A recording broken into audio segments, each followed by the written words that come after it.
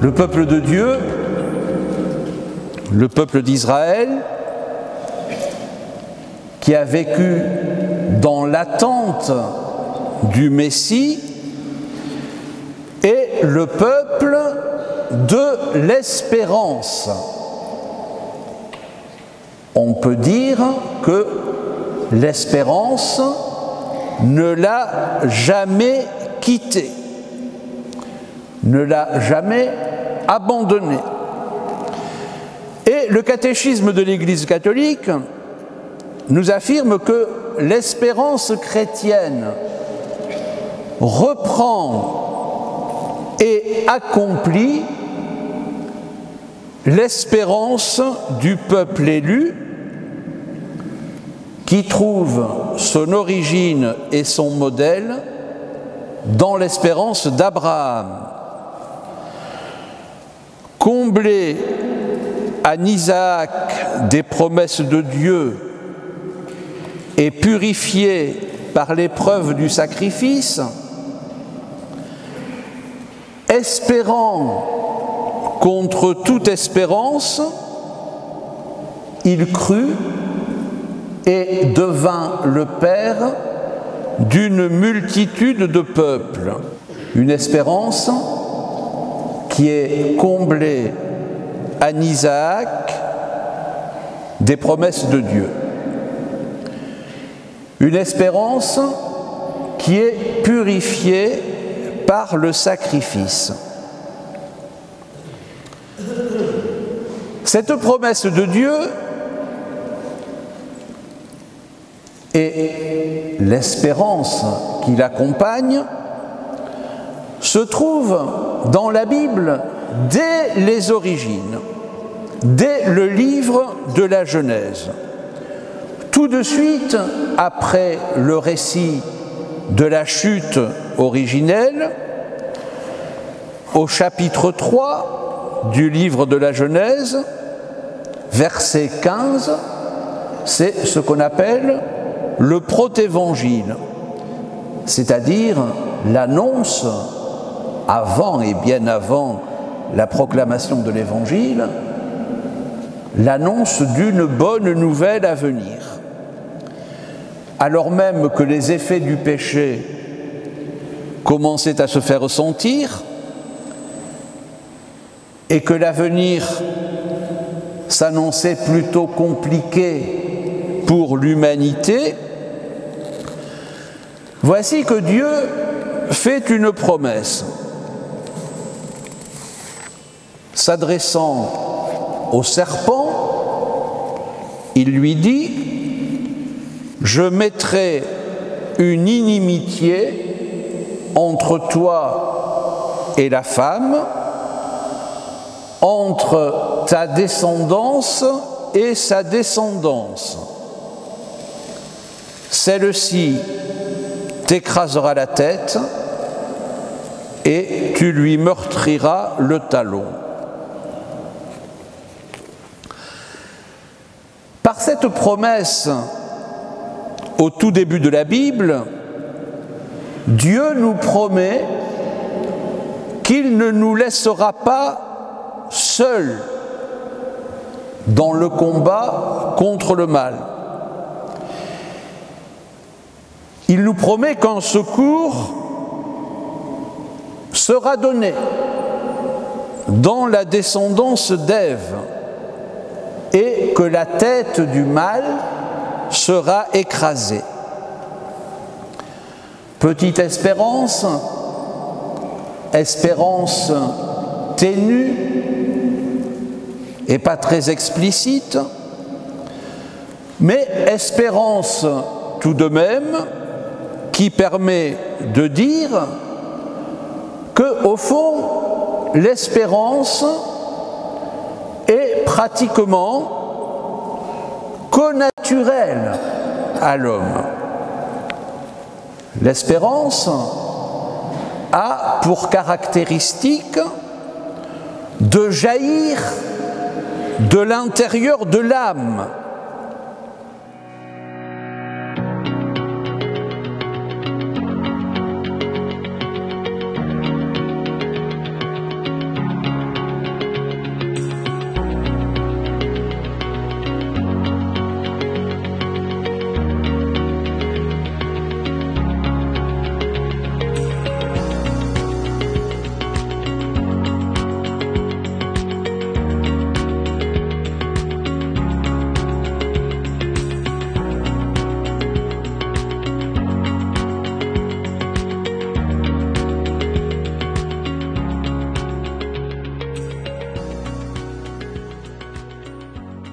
autant de thèmes sur lesquels nous pouvons méditer, sur lesquels nous pouvons réfléchir tout au long de cette année.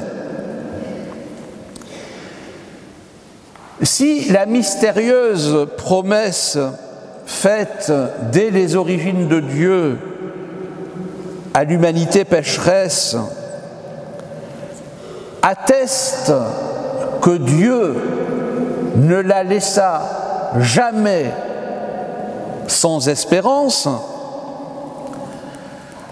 c'est avec Abraham que commence véritablement l'histoire de l'espérance biblique.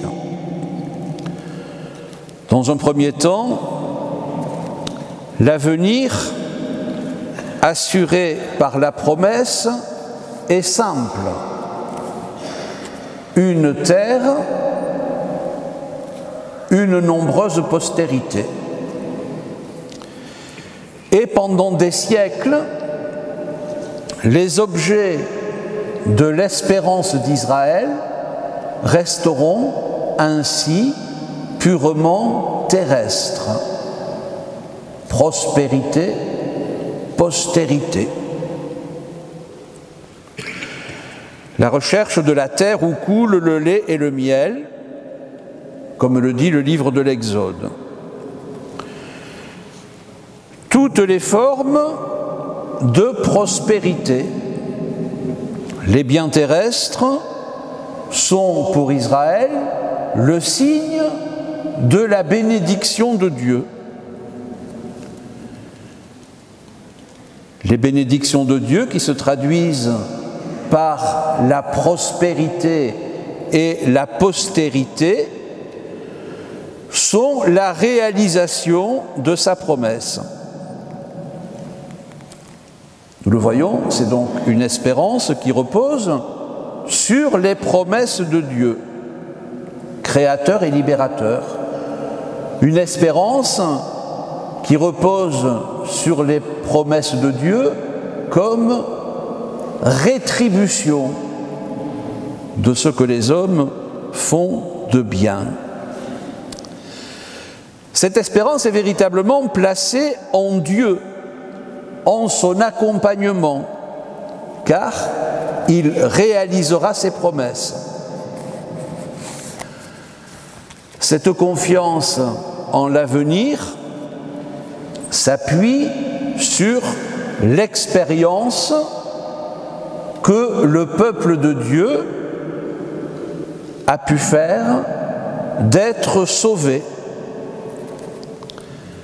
mais également et d'abord sur la foi au Dieu créateur du ciel et de la terre.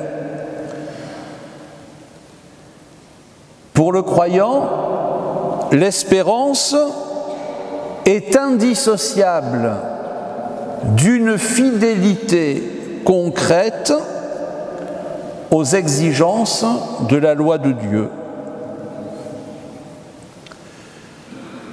Et lorsque la fidélité à Dieu l'exige, ces biens terrestres, qui sont pourtant le signe tangible de sa bénédiction, doivent être sacrifiés sans hésitation, comme nous le voyons dans le livre de Josué au moment de la prise de Jéricho, mais surtout comme nous le voyons dans le sacrifice d'Abraham, qui est un exemple d'espérance parfaite en la promesse de Dieu, d'un Dieu qui est tout-puissant, d'un Dieu dont la toute-puissance s'étend au-delà de la mort et qui pourra remplir ses promesses au-delà même de celui qui avait été initialement l'objet de cette promesse, Isaac. De la part des fidèles, il s'agit de jouer le jeu, de se laisser conduire docilement par Dieu. L'espérance d'Israël est subordonnée à sa fidélité à l'égard de Dieu, à la fidélité à sa parole, à la fidélité à sa loi. Au fil des siècles, l'espérance d'Israël se purifie et se spiritualise. C'est l'espérance d'avoir le bonheur avec Dieu, de le contempler, de chanter sa gloire éternellement. L'espérance s'est affinée dans l'épreuve, parfois dans la désillusion. L'espérance s'affine surtout dans la prière. La prière est le lieu où s'exprime et se nourrit l'espérance. Le croyant expose à Dieu la situation qui menace sa vie pour lui demander d'intervenir. Et pour cela, il se remémore les hauts faits de Dieu dans le passé.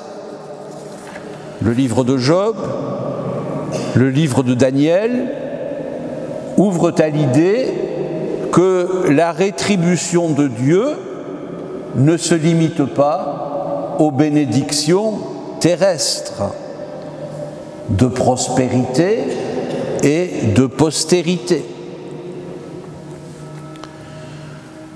Le prophète Daniel annonce bien pour les justes une résurrection personnelle suivie d'une vie éternelle.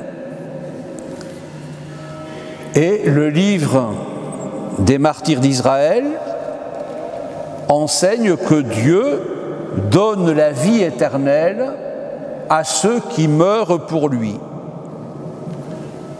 Le roi du monde nous ressuscitera pour nous donner une vie éternelle à nous qui mourrons pour ses lois. Enfin, au 1er siècle avant Jésus-Christ, le livre de la sagesse peut affirmer « La vie des justes est dans la main de Dieu. Aucun tourment n'a de prise sur eux. Aux yeux des insensés, ils passèrent pour morts. Leur départ de ce monde a semblé un désastre. Pourtant, ils sont dans la paix. Même si, selon les hommes, ils ont été châtiés, par leur espérance, ils avaient déjà l'immortalité. Sainte Anne est l'héritière de cette espérance d'Israël. Elle en est pour nous le véritable modèle. Stérile, comme Anne, mère de Samuel, elle donnera naissance à Marie, de qui naîtra le Fils de Dieu. La toute-puissance de Dieu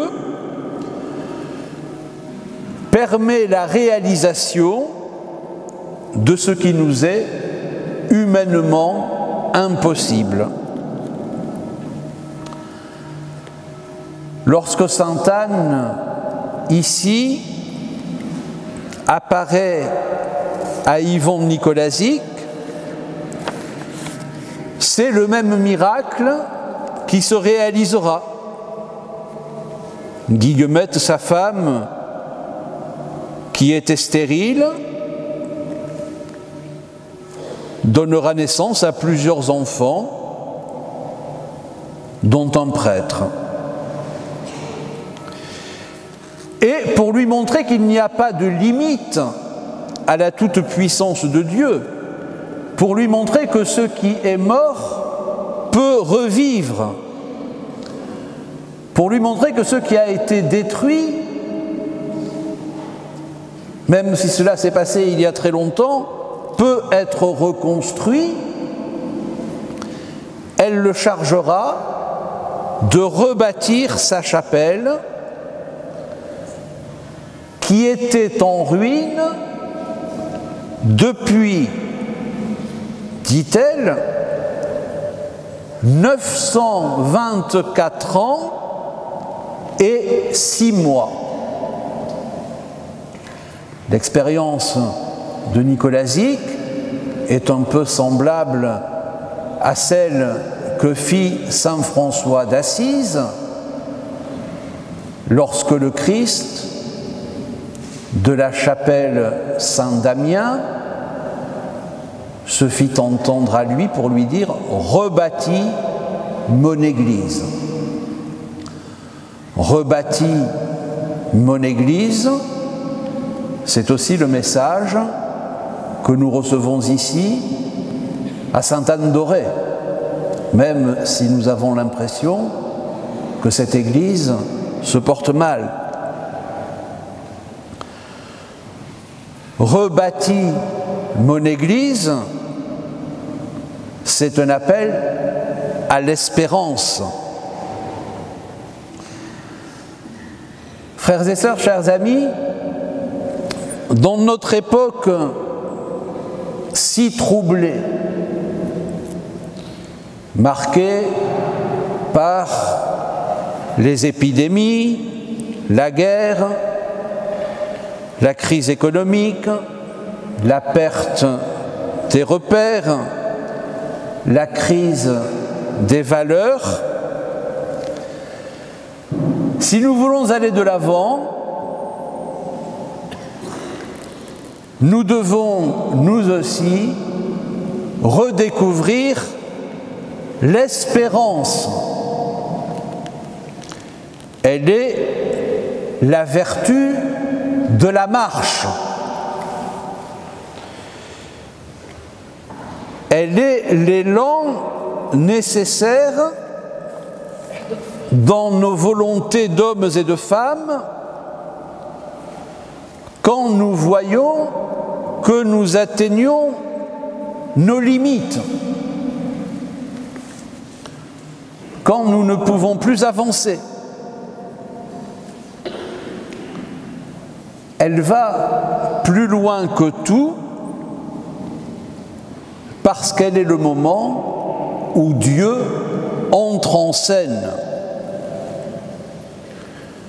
L'espérance repose sur la certitude que Dieu peut tout, qu'il nous mène là où nous ne pouvons pas aller parce que nous n'en avons pas la force. L'espérance, c'est cette vie qui jaillit du tombeau du Christ ressuscité